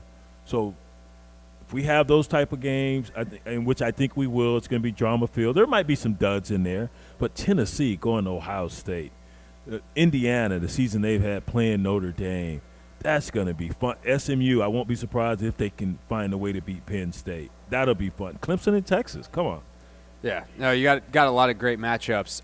And the thing that I think is also interesting, too, about this year for this playoff to debut is there wasn't really a dominant team. Like you said, every team has flaws. Maybe some of this is the NIL and the transfers and the lack of depth, because if you're the third kid at Alabama, you might just be like, screw that, I'm going to go to another place and get some money and be the starter. So some of this might just be how college football is now. But do you think that this was just kind of an odd year? It so happened to coincide with the 12, and then what does this 12-team playoff look like when there are hopefully 2 or 3 dominant teams that we hope wind up in a collision course national championship game? Man, if I could see you around corners and down the road, you and I both would be in Vegas right now. I wish I had those type of superpowers. I think this is the new normal. I really think it's the new normal with all the movement there is in college football, and I think at some point they're going to have to get guardrails on this thing. And where there isn't as much movement, I have no problem with these guys moving and finding better situations, but 3 and 4 different schools. I transferred. I started out at UCLA, transferred to the University of Texas. I ain't going to 3, 4 damn schools. Make up your mind. At some point, you say, okay, this is my decision. Stick with it. Quit running from competition. I just can't imagine being a college kid starting over 4 times. Well, they give you some money, you don't mind. I guess that's true. I can't imagine being a college kid for 6 or 7 years, but hey, some of these guys are staying that long, and why wouldn't you? You can make more money playing in college than you can in the pros for a lot of these guys, so it makes sense. And I don't begrudge them getting paid. We had NIL. It was just under here. I think the statute of limitations are up, so I might be able to discuss it. Let me check with my attorney. It's great. The game has never had this much of a shakeup in such a small period of time. So it's fun. It's challenging, but when there are challenges, that's ripe for opportunity. So we'll figure it out. Tweaks here and there. We'll finally get to where we think we have stabilized the situation. Brian Jones, CBS Sports, with us here on the Hoffman Show. Team 980, always live as well on the free Odyssey app. All right, the biggest story in the week in college football, obviously, despite all the other things that happen, you got conference championship games, Heisman, and then here comes Bill Belichick. How? Why? Like what? How do you think that this goes for him at North Carolina? It's interesting. You just jettison a 70-something-year-old coach, and you bring in another. I did find that quite hilarious, Brian. 73-year-old Mac Brown, too old. Come on, Bill, 72. And then trying to spin, well, he has some connection to the university. His dad was here 200 years ago. Okay. Mac coached there in like the 1980s. Right. He came back around. Exactly. Well, as we were just discussing with NIL, you look at his personality, Coach Belichick's, and you would think, I don't think that's a fit for these 18, 19, 20-year-olds. But if you have a bag, that's a fit. Yeah. And he doesn't have to go on the road to recruit. I don't think Deion is going on the road as much recruiting there at Colorado. Just have a bag. And if you have aspirations, such as Deion's selling point, you want to be a corner at the next level, you want to play receiver, what have you, return guy at the next level, whom better to mentor you than me? Well, Belichick can say the same thing now. You want to play at that next level? I have the blueprint to get you there. Now, if you can deal with his personality and whether or not he can deal with these kids' personality and them moving around as much. But I will say this. Show me where college football is not resembling professional football at this day. Well, I think that part of it is really Yeah. interesting, right? Is like you have someone who's used to players who get paid and have outside interests and managing all that stuff. The problem is for Belichick, like dudes that played for him in the league didn't really like him that much by the end. And so that to me, like the idea I like in concept. I'm very curious to see how it works. And the problem he's going to have after you already have a guy signed, you've got these agents coming back saying, we want some more money. We want to renegotiate. But we already have a deal. And that's what's happening now, unfortunately, with these college kids. They're trying to renegotiate even prior to the bowl games or prior to the playoffs starting. Nah. So once we figure out or witness him navigating those waters, we'll have a better understanding of how he's going to do at the collegiate level. But if his heart's in it and they believe in him, and clearly he went in and he sold the brass there at North Carolina on how he would go about this. And these front offices or these athletic departments are looking more and more like front offices with GMs, personnel, guys, all that. That's NFL-esque, man. So it's the NFL you would want a mind that has traversed those waters and done it successfully to come in and run your collegiate program. Purely on a football level, like I actually worked in Lawrence, Kansas for a short amount of time when Charlie was there. And the old schematic advantage that he used to talk about. Do you think that could actually be true for Belichick, though? Like, college, we hear around draft time, like, oh, this guy runs a college offense, and then you're trying to parse out, like, how will that translate to the NFL? Now you have the greatest NFL defensive coach ever coming into college to face those college offenses. Like, from the pure football side of it, is that something that you think he can pull off? Yeah. Or is it with 18, 19-year-old kids, by the way, who are often changing out each and every year, is that going to be too hard for him to He can pull it install? off, and schemes and concepts can make a difference, but you have to have the right guys to execute those schemes and concepts. That's the difference. Every coach comes in with this mind full of things they would love to accomplish, but do I have the right personnel to run that? You know, you get to a school, you run what you run because you had the personnel to run that. Now, eventually, 2-3 years down the road, you want to bring in the type of guys to run your system, and then you can just open up that playbook. So, yeah, he's got a bright mind, a wealth of football knowledge and schemes. You saw Wink Martindale came from the pros. Now, the guys before him at Michigan, the defensive coordinators, they ran some of the stuff he ran with the Ravens, Jesse Minter and the other guy. So he comes in, and he's the OG of that defensive system. And his secondary, though, they were much maligned all season. You know, the number one guy, Will Johnson, he gets hurt.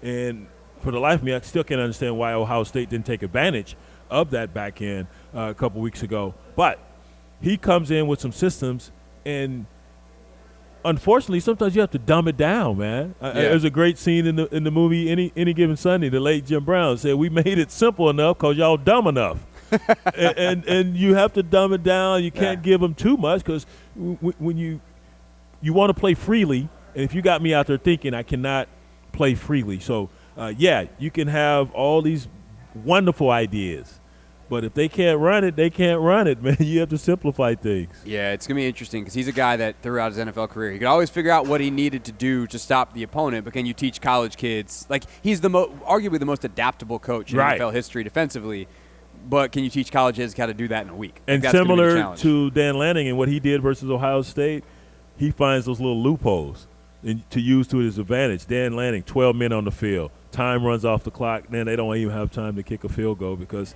Howard runs down the middle of the field with no timeouts. Yeah, so Belichick is the master of that stuff. It's going to be fun. The press conference, are going to be fun. Will they? For who?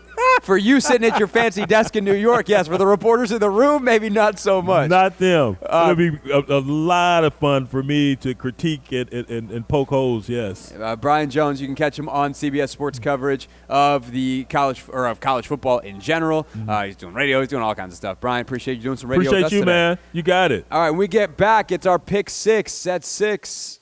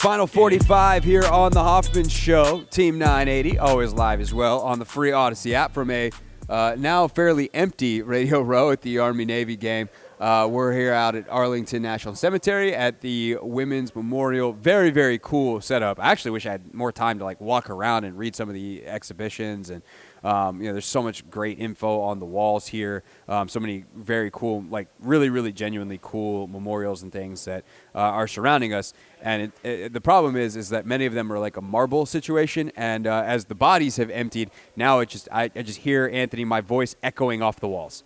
Because everyone else is done, and I think I'm the last show here.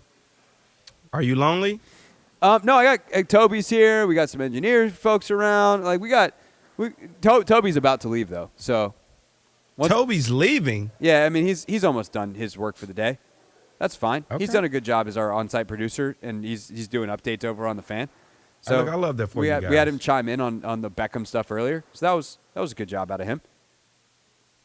All right, so here I am in this cavernous hall telling you who the most important players in Commander Saints are. It's time for the Pick Six. The 6 biggest Commander storylines. It is caught! Delivered at 6 o'clock sharp. It's the Pick 6 at 6. We set out to find a leader, someone who could take this franchise to the next level and build an elite team that consistently competes for championships.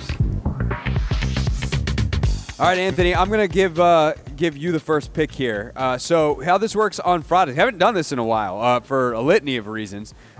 Short shows, different things that we've had, a bye week. So if you need a reminder, we pick the 6 most impactful players in the game on Sunday. Quarterbacks are not eligible, so in this case, that's Jaden Daniels and Jake Haener.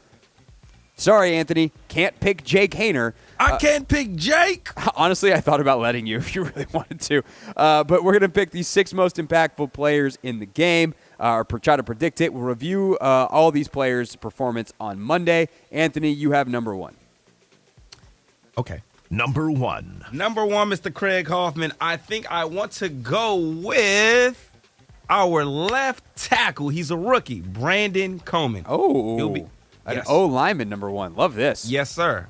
He's going to be lined up against our former number 2 overall pick, Chase Young. And I think this is the first time Chase will be playing against his former team. That is correct. So I think there's just going to be a little extra there. Like Chase is going to – this is a game where Chase is probably going to want to get off and, really put up numbers against the Commanders on Sunday. Just like Marshawn Lattimore said, hey, I'm going to make them regret, trading me away. So I think what a Brandon quote, by the way. They traded me away. I'm going to make them regret that. Yeah. Okay. Jake Haener, be on watch out. But I definitely think when it comes to Brandon Coleman, especially in the run game, I think he has the advantage just because when Chase was here, he had a habit of being undisciplined, getting out of his gaps and things of that nature. So when it comes to running, and I think that's probably what we'll do against the Saints defense, I think he'll have the advantage there. Pass rush-wise, I would love to see how he does against Chase. Chase has done solid, when it comes to rushing the passer. It just hasn't resulted in sacks. So well, that's the thing, I'll be right? Watching out for that. Is he has a higher pressure rate this season than any season in his career.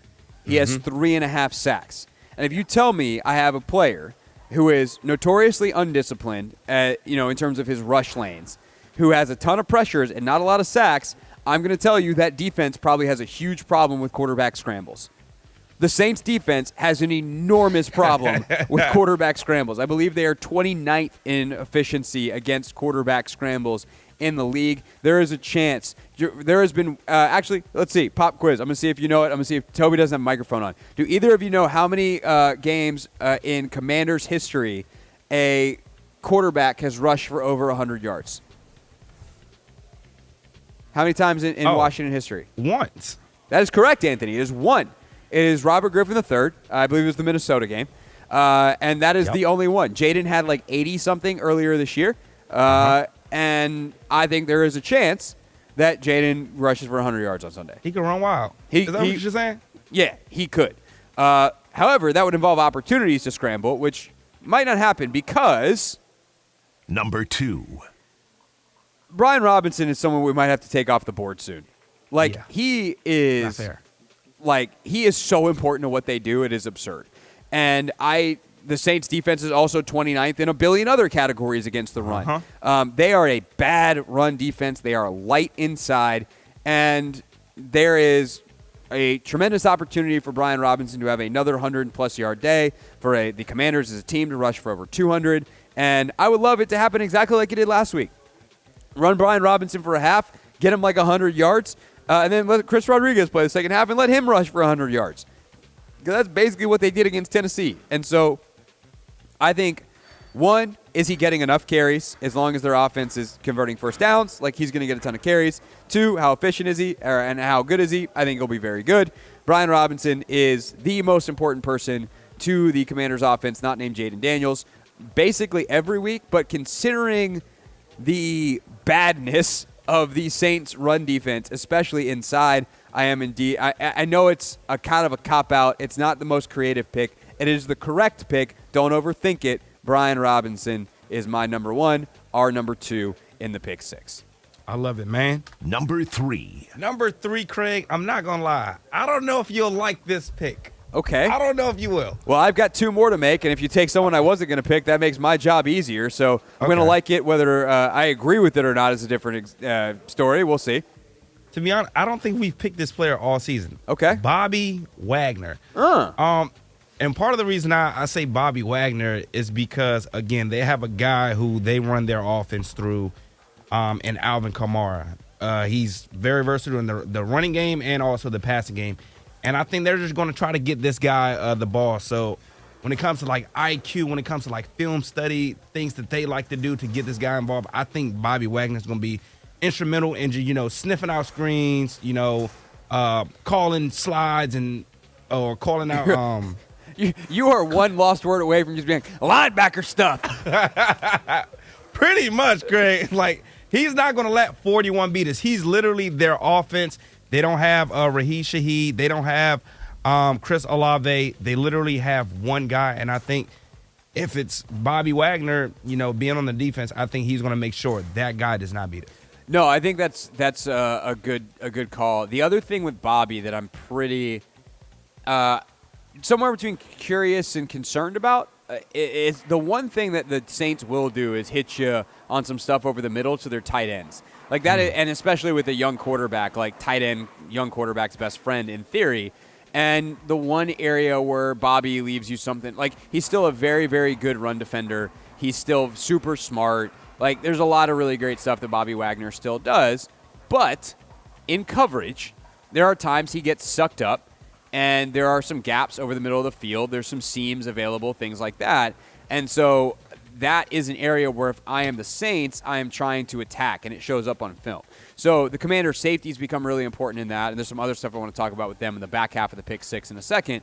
But I do think that, like, Wagner is a really essential part. Also, we've talked about could they blitz more with Marshawn Lattimore. Wagner blitzes a ton. And so if he can get a couple of sacks this weekend and some pressures, like could he be a part of creating some turnovers in a way that gets Joe Witt Jr., the production and the ball production that he has been looking for. All right, that is the first half of our pick 6 at 6. Back half next, 3 more players that we think will have a huge impact on the game Sunday. And then coming up at 6:30, we will pick the game and then hit you with real things, real people said, into real microphones to close out the week. All that still to come, but first, let's get an update on the latest in the world of women's sports, presented by Wawa. Chicken how you wanna at Wawa with customizable, crispy, or roasted chicken sandwiches.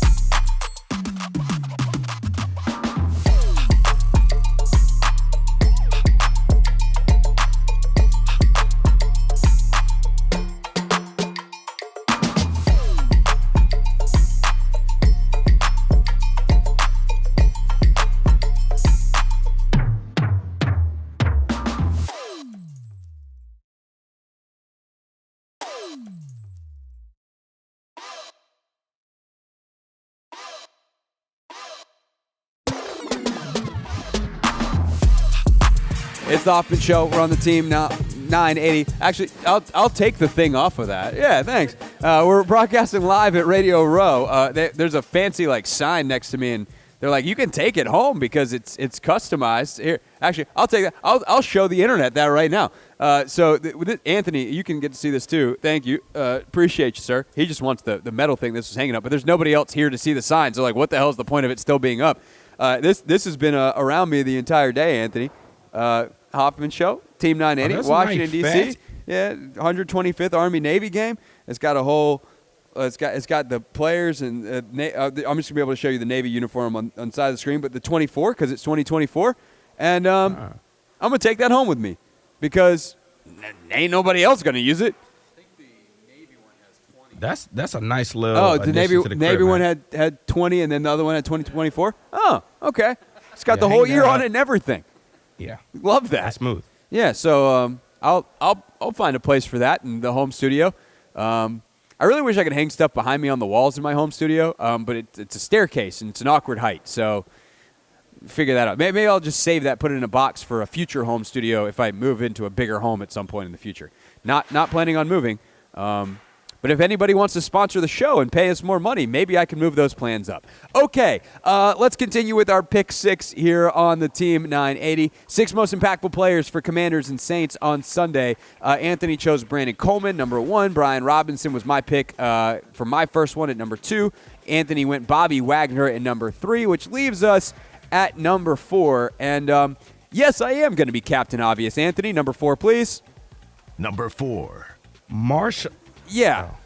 It's going to be Marshawn Lattimore. That Captain Obvious, yes, hello, Marshawn Lattimore. The thing is, though, I want to use Marshawn to talk about a couple of different things, and hopefully I'm not then going to steal anybody else that you had. But how does he play? That's the most obvious thing. Surface level, Marshawn Lattimore, you have not played in weeks. You had a hamstring injury. Are you healthy? Are you fresh? Are you sharp? How is your communication with everybody else? You've been in meetings, but you haven't actually been on the field that much outside of practice this week. So Marshawn Lattimore, baseline level, what does he look like? Thing 2, second layer. What does it do to the scheme? Do they play a lot more man? Do they blitz more? Are those blitzes zone blitzes, or is it the package that I don't think has been utilized as much as they want, which is the man blitz package, right? Sending pressure, and then that pressure can come from different places. So, Quan Martin doesn't feel like he's blitzed in months. Is Quan Martin able to blitz? Because now all of a sudden, instead of needing 2 safeties high, you can just have one shaded off to the other side, take that other deep safety out of coverage and send him towards the quarterback, and can that generate some big plays? So it's not just, hey, they traded for this guy, and they traded a pretty decent asset and a third-round pick for him. And, he's a guy that they can move on from after this year, or they could keep for multiple years the way his contract is structured. So that evaluation of what they do with him moving forward, whether it's a restructure, whether it's just keep him on the current money, whether it's, hey, we're going to move on because he doesn't actually play that well, all that stuff starts on Sunday. And, oh, by the way, he's playing the team that traded him. He's got a chip on his shoulder. He wants to ball out, and he's going to have opportunities probably because he's playing against Jake Haener. So, yeah, Marshawn Lattimore, number 4. Yeah, Craig, you took my last pick. You should have probably picked him sooner. I don't think that Bobby Wagner or Brandon Coleman was at risk necessarily for me of getting picked. So that's poor strategy by you. That was. Number 5. Number 5, Mr. Craig Hoffman. I think I'm going to go with De'Ami Brown. I was going to make a joke that you stole my last pick no matter what, but you actually did just steal my last pick. Ooh, good. I think so the talk all week long has been, who's going to be the wide receiver 2, who's going to step up. And I think there have been spurts where we've seen De'Ami Brown, really come on, break screens, catch curls, and, get yards after the catch. And that's also something as a whole the Commanders should be focused on. The Saints give up a lot of yards after the catch. So I think this could be a game in which a De'Ami or even Olamide Zaccheaus can break off his Zaccheaus. That's all I was thinking of. Thinking of Shane, man. But yeah, I think this could be a chance where we break one of those screens. A lot of our screens have been getting blown up and things of that nature.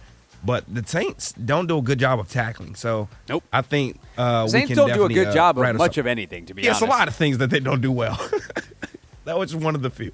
Yeah. I think other things to watch, Saints tight ends are worth watching. I mentioned them a little bit earlier in talking about Bobby. But I think for the last guy, since you took Diami, and actually just to flush out Diami, like the big thing too is, can you get a vertical threat outside of Terry, right? Because that's something that Noah did provide. And while he didn't catch a ton of them, he drew a ton of PIs. Like his hitting yardage this year, like if he, I think, had like 435 yards receiving, if I'm remembering that number from earlier in the week when I was researching it off the top of my head correctly. You add in PIs, dude, he's got like another 150, 200 yards receiving. And so Diami, whether he's catching it or drawing those PIs, like those big plays, but then leveraging his vertical speed for like deep comebacks and some of those easy throws for Jaden to the outside, because he is as close as they have to a big-bodied receiver, unless they're going to deploy Luke McCaffrey, who's actually a big-bodied receiver. So I'm very curious to see Diami this week, because I think he's the guy in line to get the next most reps. So I think that's a great pick. That's why I was going to pick him. But since I can't pick Diami Brown, Number 6. insert kicker here. Uh-oh. We don't know who it's going to be. My guess That's a is hell it's of a going to pick. be Zane Gonzalez. And hopefully this is something that we can talk about the other 5 players on Monday and then be like, number 6 was the kicker and it wasn't an issue. Coming up next, whatever's at 6:30. I hope that's the case. But from a kickoff standpoint, from obviously a field goal kicking standpoint, extra points, all of it, 1, is it Zane Gonzalez or Greg Joseph? And 2, how do they play? Because if it's Zane Gonzalez and he has another bad day, then it might be Greg Joseph next week because Zane Gonzalez had a bad week last week. I'm very surprised that they signed him before the bye week to the active roster. I know he had kicked well previously. I know they liked what they saw in practice, but he was on the practice squad and he had a bad day.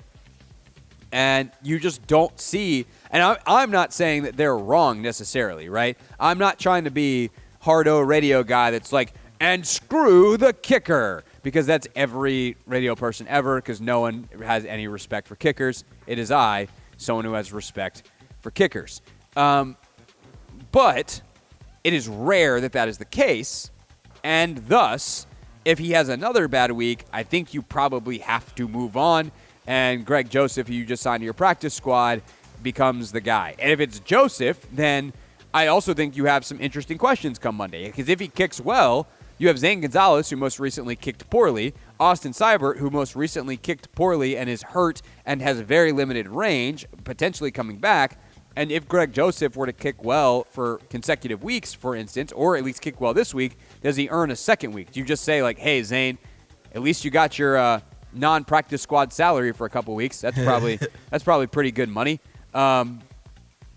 And I might. So there's a lot of questions there pretty much no matter what. Unless it's Zane Gonzalez and he kicks well, then you just move forward as is. But the kicking situation is obviously one to watch on Sunday. Hopefully it doesn't matter because they win by 1,000,000, but we shall see. That's our pick 6. Those are the 6 players / insert kicker here, positions, that we are most intrigued on for Sunday. When we get back, we will pick the game and wrap up the week with a final edition of Real Things Real People Said in Real Microphones. It's the Hoffman Show on the Team 980 and always live as well on the free Odyssey app.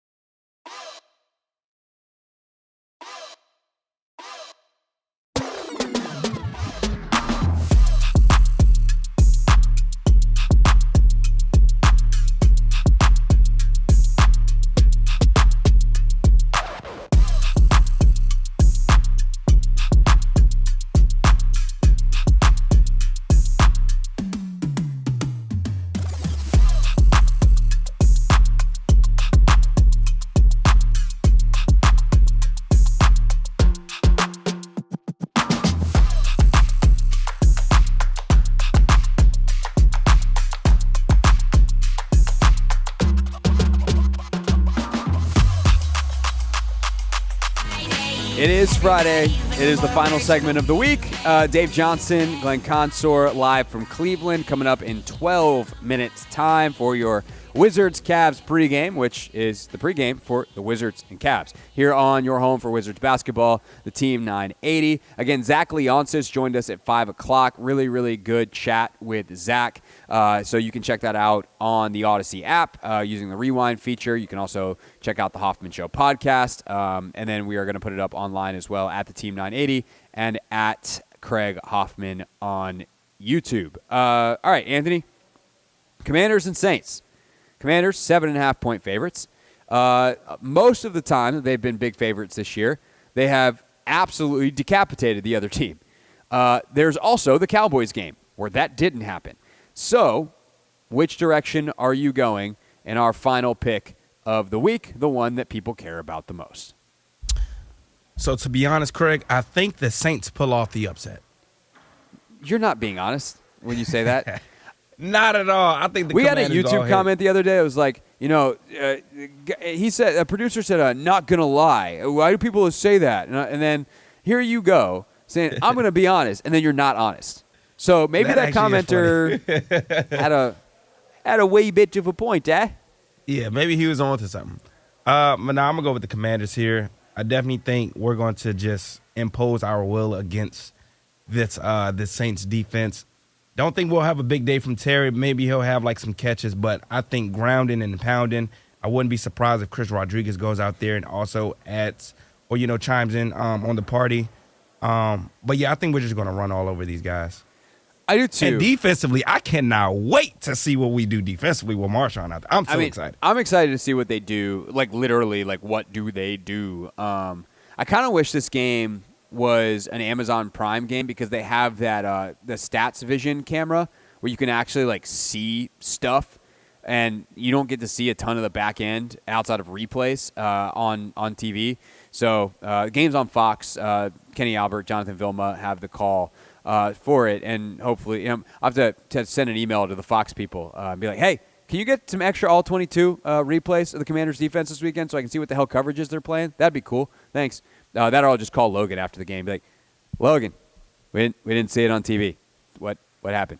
So I am very curious to see kind of what they do and how the defense looks. I also think I have two.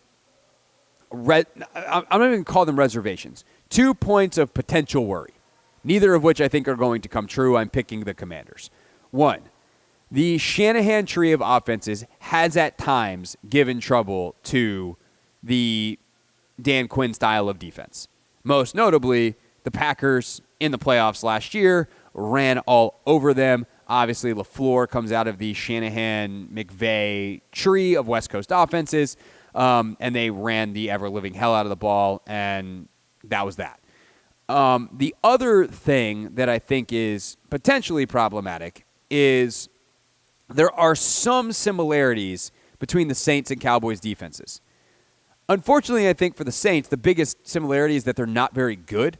And the Cowboys did have some lighter, penetrating defensive tackles that were able to cause Washington some problems with some line stunts and things up front, and they just didn't have a really good plan. Titans tried some of that stuff. Commanders had a different plan. And by the way, the Titans have much better players, and Jeffrey Simmons has been one of the best run defenders in the league the whole year. And they just used that against him the entire day. They just ran a bunch of wham trap and, got him moving in places that they didn't want to. And next thing you know, Brian Robinson's running for 100 and something yards, and Commanders ran for 250. So the Saints are much more of a take on the block, read type of defense than a super penetrating defense. And I think that lines up very well with what Washington wants to do, especially as they, offensive line-wise, really emphasize firing off the ball. When the other team is not firing at you and potentially past you, and they want to meet you, you can meet them with force in a way that hopefully goes quite well in Washington's favor. So I'm not really concerned about the stylistic matchup. Did I say the other thing that I said that I was worried about? You said one. I said one. I was really hoping I said the other thing because now I'm trying to remember what it was. It's really the end of a show on a Friday. The Friday blues?